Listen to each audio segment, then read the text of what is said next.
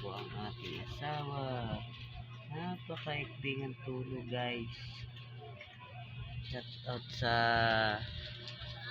family ko sa Bicol. Shout out din sa family ng asawa ko sa Mindanao.